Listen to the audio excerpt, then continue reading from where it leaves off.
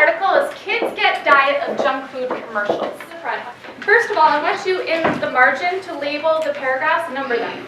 You should have 1 through 7 on the front and 8 through 10 on the back. So just label them over in the margin. So just a reminder, you can circle things that you find interesting that you want to annotate in the edge, okay? If you circle things, make sure you put a little note over to the side why you circled it. Is it a question you have? Is it surprising?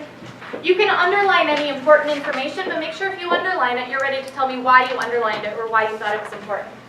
You can put a question mark for things you don't understand. If you circle a vocabulary word you're unsure of, just put a question mark next to it so you know that's why you circled it, okay? And any other thoughts, comments, anything you have to say about it, just put it in the margins like I did. Let's look at the first paragraph. Did anybody highlight, underline, find anything interesting in the first paragraph they wanted to? Right? They're pointing out something about somebody else. Whoever this author is, we're already starting to see maybe the author has a little bit of what? Raj? A little bit of bias maybe, right? How about paragraph 2? Anybody find something interesting in paragraph 2? Maybe related to propaganda, persuasion, but maybe something else. Did anybody notice what year this article was written? Yeah, 2007.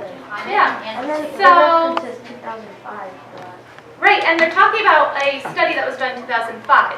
So even if they're saying for years, it could be like a year before that. It could be 10 years before that, and things have changed now, right? All things to keep in mind when you're evaluating how accurate this information still is tonight. Inundated. Who else circled inundated? Hand. Anybody know what inundated means? Or can you use your context clues to kind of figure out what it might mean? Let me tell you, in this case, inundated is kind of like overwhelmed. So they're saying that kids are being overwhelmed with all these commercials about not so healthy foods. Okay? Now, inundated is a pretty powerful word. What could we say that's an example of? What is the point? What kind of persuasive technique is the author using here? Yeah. Maybe loaded language, right? Because isn't inundated meant to evoke like a strong feeling behind that word? Couldn't they have said kids are being faced with commercials? Or kids are seeing commercials? Right? Wouldn't that be like a little less biting of the third line? It says, now researchers have put numbers to those warnings. What does it mean to put numbers to those warnings? What does that line mean?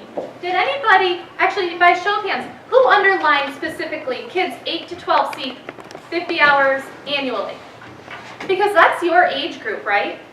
Did anybody do the math and figure out how many minutes per day? So they're saying, you guys fit into this group. They're saying 8 minutes of your day is spent watching these commercials. Does that sound like a lot? Yeah. How many, if they're about 30-second commercials, about how many commercials is that? A lot. 8 minutes a day, 30-second commercials? About 16, 17 commercials per day. Do you think you see that many junk food? No. No? You don't think so? I I want you to look at paragraph 5. There's something I want to talk about here. It said that the viewing, so this study, took place primarily between late May and early September. And in that time, they said they saw over 2,600 commercials. What's going on with you guys between late May and early September? Come on. What's going on in your life? Raise your hand. Tisha. Summer, right? So do you think during the rest of the year, if they had done the study after September, that maybe there'd be more or less commercials? And don't pack up yet. I want to come back to this tomorrow because I want to talk about why this author may or may not have this bias, or are we over